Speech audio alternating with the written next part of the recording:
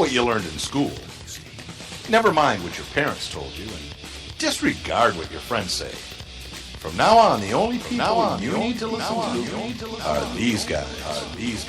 For the next several minutes, they'll take you on a journey through the political jungle. When your journey is over and you're safe at home, they promise you'll be stronger, smarter, and just plain better. So buckle up, hang on to your ears, because your journey starts now.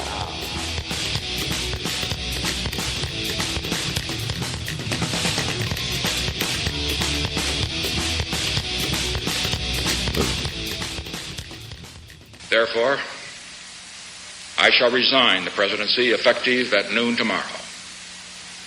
Vice President Ford will be sworn in as president at that hour in this office. So I'm just saying, 8 o'clock is not that early. It's very early when you have to get up every day to be somewhere at 8 o'clock. I understand, but Saturday's my day to sleep in, and I don't want to get up early to go meet you for breakfast. Yeah, all right. Just because you want to get to the Big D, Detroit, early in the morning. No. To hit all the pawn shops. Not doing that, but okay. Okay. I mean, I know what you do at the pawn shops. I know what you do and why you're there. What? You know. I don't know. I mean, you're looking for instruments for your band. No, I'm not. Oh. I have no idea what you're talking about. Microphones for the show? No, I don't know what you're talking about. Nothing? Okay. I don't know what you're talking about. All right. I'm Brian. That's Nate. Steve's in our engineering room. Hey, Steve. Hey, Steve, you looking good today? Hipper stoner, Steve.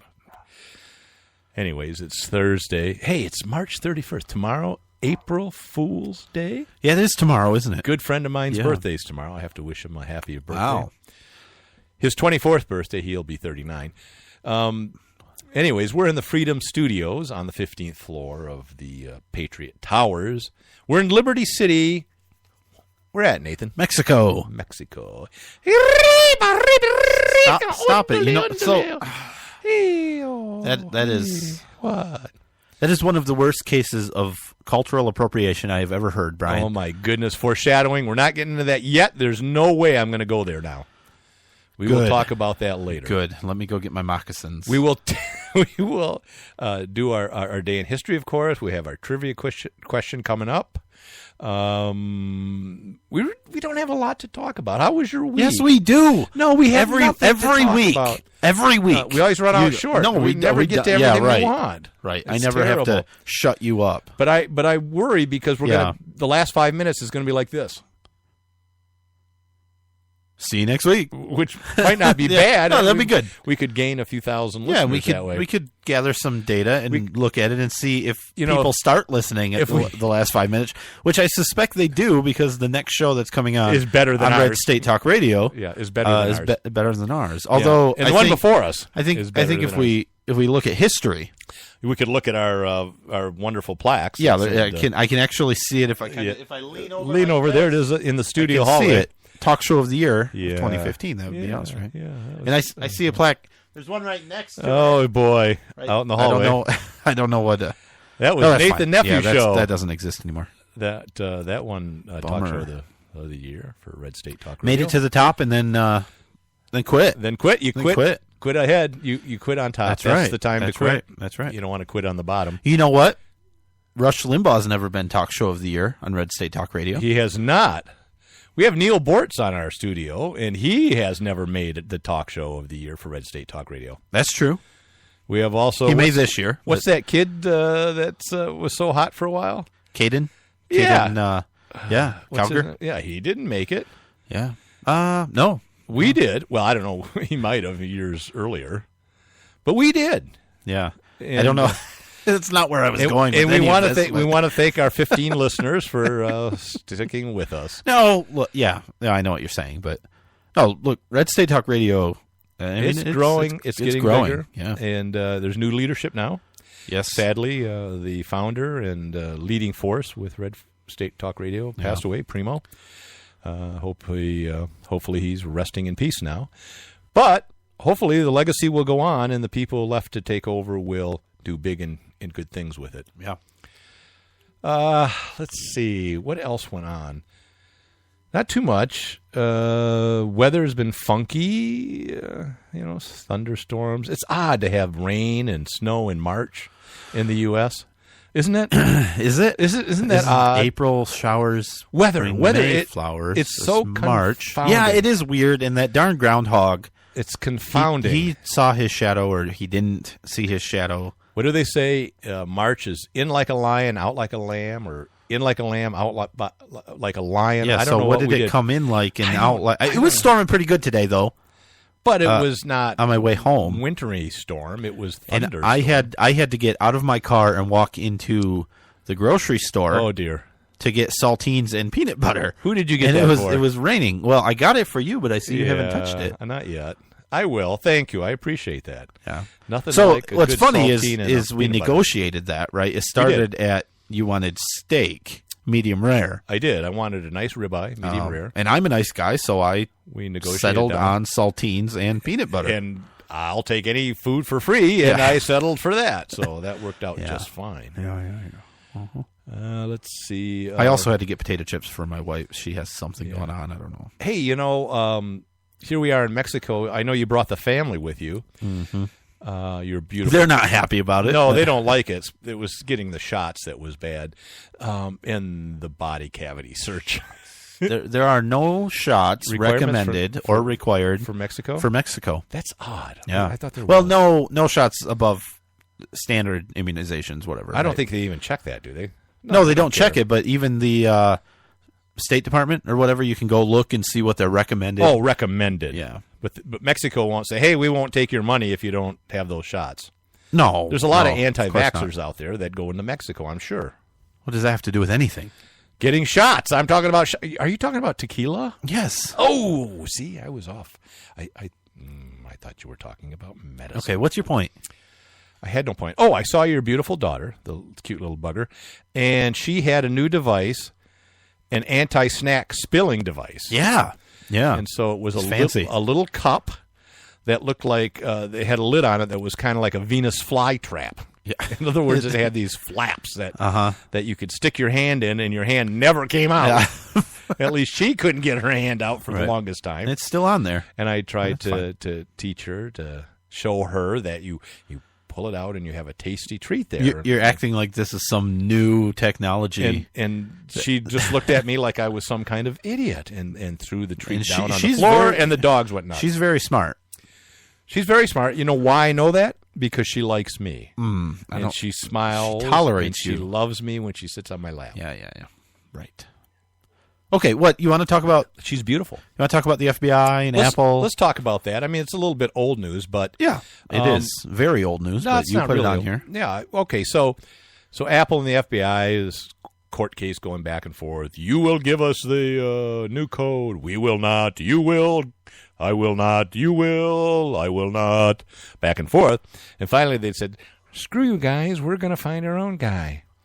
And so apparently, and I don't know if it's true or not, but they claim that they found a way to do it. Now, I heard on the Today Show on NBC, which is very reliable, that what they did is they created digital versions of his particular phone, tried 9 passwords, then stopped, brought up another digital copy of his phone, tried 9 more before they got to the 10th one where it destroyed the data, and kept doing that ad infinitum until they broke the code.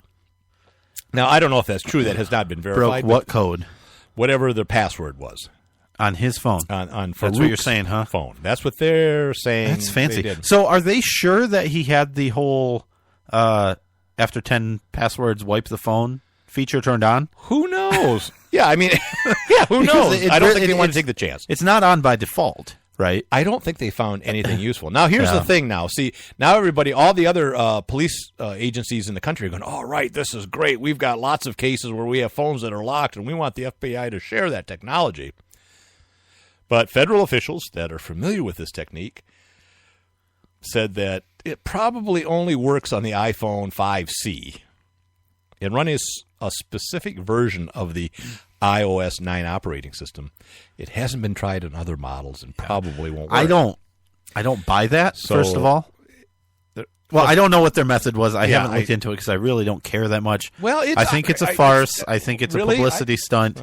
For who? Apple? No, for the FBI. Oh, because they need the PR? Yeah, right. No, for the FBI. I think whether they have found out how to get into this phone or not, they're saying they did. Everyone's like, woo, yay, they're getting the terrorists, right? And so now the FBI they one-upped Apple. They don't need Apple, right? I don't know if they Apple. And I don't even, what do they expect to find on there? All kinds of, the holy grail of terrorist attacks. That's what I'm saying, is like they can't get into the phone, but they're pretty sure that there's something on there that's worthwhile. Yeah, they're going to find a bunch of penis pictures. Probably. You think so? Yeah. Yeah, that's what it'll be. Right. Yeah. Right. Unfortunately, they'll be like 12-year-old boys, and it'll be too bad because he's dead now and they can't prosecute him. But, but who knows? Yeah. But I was listening to my favorite radio station for news, NPR, and they were talking about... I wish that wasn't true, but it actually is true. I like to that it's your favorite. The other side. The other and side. They had an expert, which I disagreed with some of the stuff he was saying, but he was saying that, and I just caught it partway on the way home, but he was talking about basically a police state versus safety, and what is the what's to be gained to become more intrusive into personal freedoms to gain security. And he gave some comments about, even Russia during the most stringent police state there ever was had terrorism. They couldn't even stop it, and they controlled everything. And Nazi Germany didn't have a lot of terrorism, and they were a very strong police state, and that we shouldn't necessarily give up personal freedoms for security because they can't guarantee it. And he was saying we need to accept terrorism as the new normal, and that politicians shouldn't be promising that they're going to destroy ISIS because there's no way that they're going to be able to do that. And every time there's a terrorist attack, it paints them as failures, and that's just bad politics and bad PR. But I'm thinking, North Korea, does North Korea have a lot of terrorism? I don't think so. Well, I mean, who knows? Yeah. Because we can't. Right.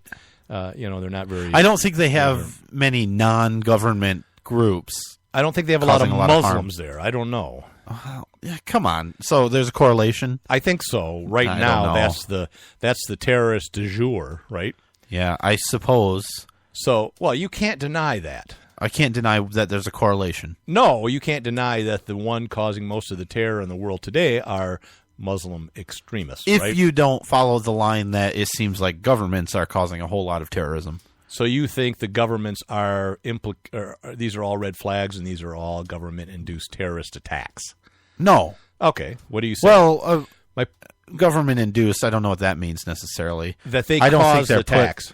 Like directly, they create them. No. Yes. Okay. No. They just allow them. No. They could stop them, but don't.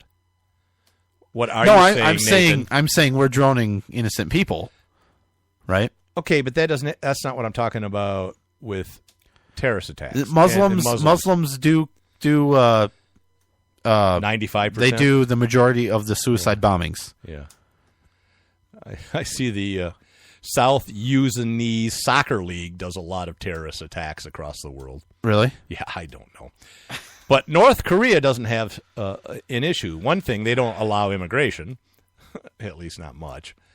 They're a strong in police either state. direction. They control. Yeah, well, I guess it wouldn't be immigration, right? It'd be emigration. Emigration. They control the arms. They control the police. They control everything. Yeah. The markets, everything. They don't have terrorist attacks. That would be like the ultimate police state. Very few countries, and first world countries, could get that kind of power very quickly. So I don't know that his analogy saying that a strong police state is very effective at stopping terrorists. Now, I'm not condoning that. We want that. I don't want to live under North Korea style government, right?